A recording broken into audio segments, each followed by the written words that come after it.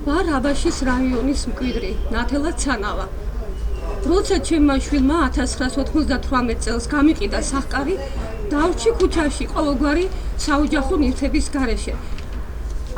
2012 წელს ჩავირიცხე ქუთაისის ხანდაზმულთა პანსიონატში. მეგონა სახელმწიფო დაწესებულებაში მოვხდი. თურმე სასაკლაოზე მოვსულ ვარ. ჩემს თვალწინ საშინელებები ხდებოდა, როგორ ხოცავდნენ უპატრონო მოხუცებს. გავხდი მორიგი მსხვერპლი ქუთაისის კლინიკური საავადმყოფოს ექიმმა, ალერგოლოგმა მაკაბ ჟალავამ და ქუთაისის ხანდაზმულთა პანსიონატის ექიმმა მიზან მიმართულად ჩამიტარეს არასწორი მკურნალობა. როცა გრძნობდი, რომ ყოველი დღე იყო ჩემთვის უმძიმესი, მათი დანიშნულების მიხედვით მკურნალობა მივატოვე. ოჯახის ექიმთან ანტიბიოტიკებითა და პრედნიზოლონით გავაგრძელე მკურნალობა, მაგრამ უკვე გვიანი იყო, რადგანაც ფილტრებში დაგროვილი ლორწო ჩირქად იქცა, ფილტრების ქვედა ნაწილი გამიუქმდა, თავს ძალიან თუდად გრძნობდი. მდგრადობა ძალიან დარღვეული მქონდა, თავბრუხ, ებინებები, 5 თვის განმავლობაში ოფრიანობა და ტემპერატურა აწეული მქონდა, წონაში მკვეთრად დავიკელი, როე 40, ჰემოგლობინი დავარდნილი. ხმა საერთოდ არ მქონდა, ორივე ფეხები დამიბუჟდა. ამჟამად მდგომარეობა შეიცვალა იმით, რომ ტემპერატურას ხანდახან მიმატებს. სხვა არაფერი შეცვლილა. მიუხედავად ჩემი უმძიმესი მდგომარეობისა, ქუთაისის ხანდაზმულთა პანსიონატში ჩემზე არავინ ზრუნავდა შესაბამისი გამოკვლევებითა და მკურნალობით. ოჯახის ექიმი თამარი იმედაძე სიცხის დამწევებს მთავაზობდა. იძულებული გავხდი დამოუკიდებლად მემკურნალა, რაც ჩემთვის დიდ ხარჯებთან იყო დამოკიდებული. 2014 წლის სექტემბერში ქუთაისის ნაზარაშვილის სახელობის კლინიკაში გამიკეთდა დამოუკიდებლად რენტგენოლოგიური გამოკვლევა, დიაგნოზი პნევმოსკლეროზი და ემფიზემა. ექიმმა კონსულტაციაც ჩამიტარა, რომ ჩემი დაავადება არ ექვემდებარებოდა მკურნალობას. ძვირადღირებული და ძლიერ მოქმედი ანტიბიოტიკებით მკურნალობდი, რის გამოც პირის ღრუშიც კი გამომყარა. ბატონი გიორგი მარგველაშვილის ჩარიცხულმა ფულმა გადამარჩინა, რითაც შევიძინე კამელი ნორი. მიუხედავად ყველაფრისა, არც ცოცხალი ვარ და არც მკვდარი. 2015 წლის მაისში ჩემი პრეტენზიების გამო, როგორც მიგდებულს უყურადღებოდ, ტრაფიკინგის სახელმწიფო ფონდის ხელმძღვანელობამ სამასხარაოდ სრული ამ სიტყვის მნიშვნელობით გადამიყვანა ერთი თვით თბილისის ხანდაზმულთა პანსიონატ სავანეში. დამათრებდნენ ვითომ გამოკვლევებზე. ხუდადოვზე ფილტრისა და ტუბის გამოკვლევის ცენტრში გამიკეთდა გამოკვლევა კომპიუტერული ტომოგრაფიით, რომლის გაყალბებაში დიდი წვლილი მიუძღვის ტრაფიკინგის ფონდის ექიმს დიმიტრი ლომსიანიძეს. 2015 წლის მაისში ექიმმა რადიოლოგმა ნინო ონაშვილმა და განყოფილების ხელმძღვანელმა გეთიამ ყალბდასკვნას მოაწერეს ხელი, ქრონიკული ბრონქიტი. ხოლო იმავე ცენტრის პულმონოლოგმა მარინა გაჩეჩილაძემ ფორმაში ჩასვა ყალბი დიაგნოზი. ექიმმა ლომსიანიძემ მითხრა აწი, სადაც გინდა იქ იჩივლეო. 2016 წლის აპრილში ჩემი დიდი ძალისხმევითა და ბრძოლით ისევ დამესვა 2014 წლის სექტემბერში დასმულ დიაგნოზთან სრულ შესაბამისობაში არსებული დიაგნოზი პნევმოსკლეროზი და ემფიზემა. ამ დიაგნოზმა გააბათილა 2015 წლის მაისში გაკეთებული დასკვნა კომპიუტერული ტომოგრაფიით, რადგანაც ჩემი გადასვლა აუცილებელი იყო თბილისში პარალელურად ჯანდაცვაში ვაგზავნიდი წერილებს ჩემ სამედიცინო დოკუმენტაციებთან ერთად. თბილისის ხანდაზმულთა პანსიონატ სავანეში გადაყვანის თაობაზე, მიუხედავად ჩემი დაბლოკილი წერილებისა, ბოლოს 2015 წლის სექტემბერში ბატონ დავით სერგეენკოსთან გაგზავნილი წერილების ასლები გავაგზავნე სახალხო დამცველთან, ასევე პარლამენტში ეკაბესელიასთან. ისევ დაიბლოკა ჩემი წერილები სამედიცინო საქმიანობის რეგულირების სამსახურის უფროს გია თვალავაძის მეშვეობით. ამ უმსგავსო და არაადამიანურ საქმიანობაში ჩართული არიან კანცელარიის ოპერატორი ქალბატონები, როგორც ჯანდაცვაში, ასევე პარლამენტში, თუმცა ისინი ეკაბესელიასა და კობახიძისგან მივიღეს თუ არა წერილები.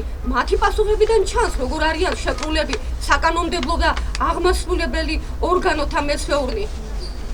2015 წლის ოქტომბრიდან უსასრულო მოლოდინის რეჟიმში ვარ, დღემდე სასიკვდილოდ განწირულმა ყველანაირად იძულებული გავხდი დავთანხმებოდი პარლამენტის ჯანდაცვის კომიტეტიდან ნიკოლოზ ვარნაზაშვილის შემოქმედებას, შემოთავაზებას, უკაცრავად გდანის თავშესაფარ ბარბარე 21-ში გადასვლის თაობაზე, სადაც ამჟამად 6 თვეა ვცხოვრობ.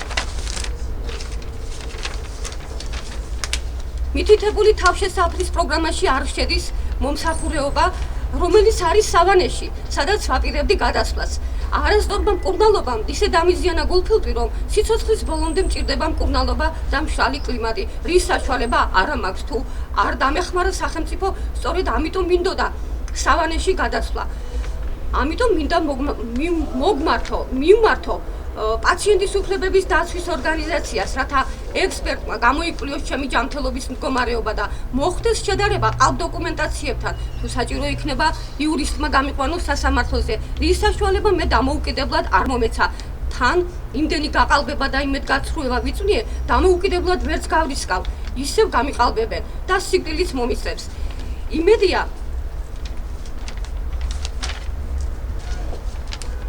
იმედია, ბატონო მინისტრო, ყოველივე მოხდება პირადად თქვენი კონტროლზე აყვანით, რათა ისევ არ მოხდეს გაყალბება, ისევ არ მოხდეს ის, რაც ქუთაისის ხანდაზმულთა პანსიონატში 2015 წლის 19 ნოემბერს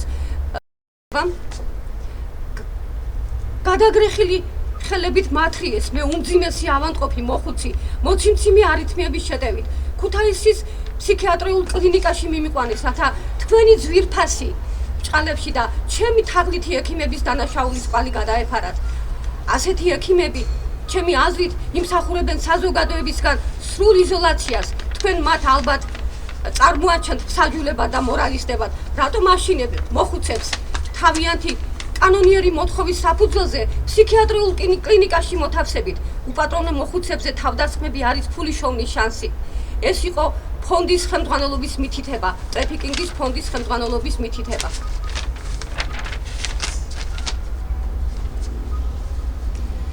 მინდა მიმართო ახალგაზრდა იურისტთა ასოციაციას, გამოიძიონ რამდენად სიმართლეს შეესაბამება ყოველივე. მარტო ჩემს სათქმელს არ ვამბობ. რატომ მებრძვით, ბატონო მინისტრო, ჩემი სიმართლისათვის წლებია ვცდილობ ჩემი უფლებების დაცვას, მაგრამ თქვენს უწყებაში გაბატონებული მაფიის ხელში არ გამომდის. თქვენ უბრალო ხალხს რატომ არ გვაქვს კომუნიკაცია თქვენთან ან მოადგილეებთან? ზურგი რატომ შეგვაქციეთ? ეკაბესელია და მანანა კობახიძე ტყუილების კორიანტელს აყენებენ. თურმე თითოეული ადამიანის უფლებები დაცულია. ველოდები პასუხებს.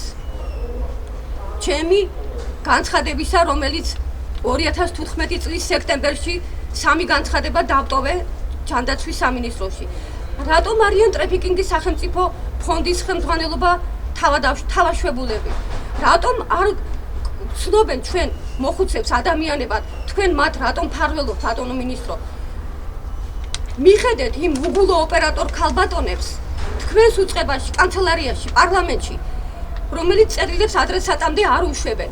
ირინა ობოლაძე და თამარ ბარკალაია მწამებენ, რატომ ფარველობთ? მტკიცებულება ხელთან აქვს.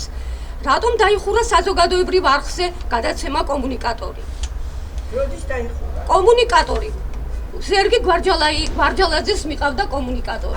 არ დაიხურა. არა, ეს მაშინ კომუნიკატორი სერგო გვარჯალაძის წაყვანით ჩვენ შეგვეძლო დავკავშირებოდით მინისტრსაც, მოადგილესაც. მე კომპიუტერთან ხელი არ მიმიწვდება და ბევრი ვიბრძოლე იმისთვის, რომ ვინმესთვის ხმა მიმეწვდინე და ვერავის ვერ მივაწვინე ხმა. იძულებული გავხდი მე ავადმყოფი ქალი კანკალით და თავბრუხვევით მოვედი აქ და ჩემი გასაჭირი ვილაპარაკო. ასევე მინდა მიმართო შინაგან საქმეთა მინისტრს და არა მარტო მინისტრს, პრეზიდენტს, პრემიერს, არასამთავრობო ორგანიზაციებს.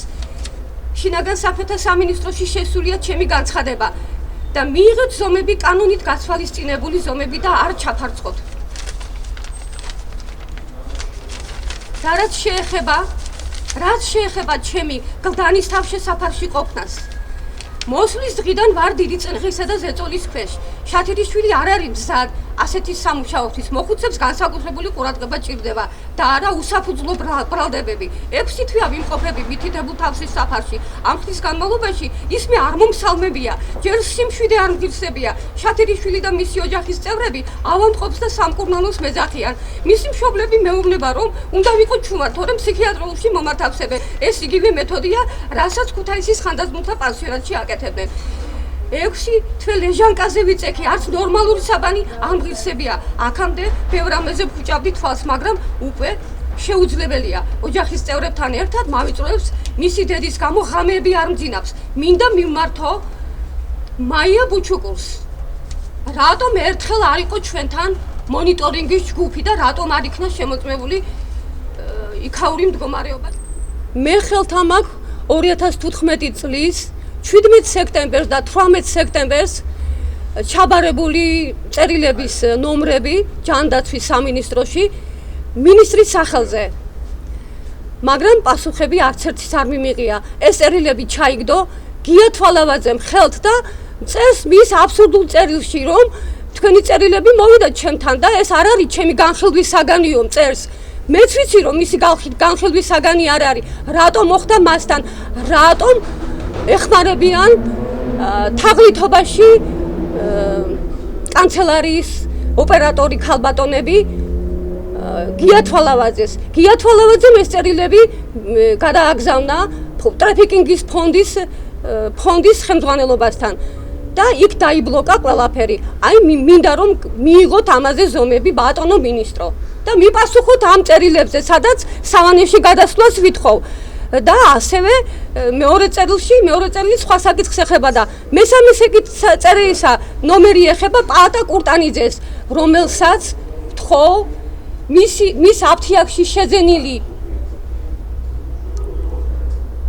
მის აფთიაქში ყალბი წამლების შეძენით რომ დავზარალდი იმ ფულის ანაზღაურებას.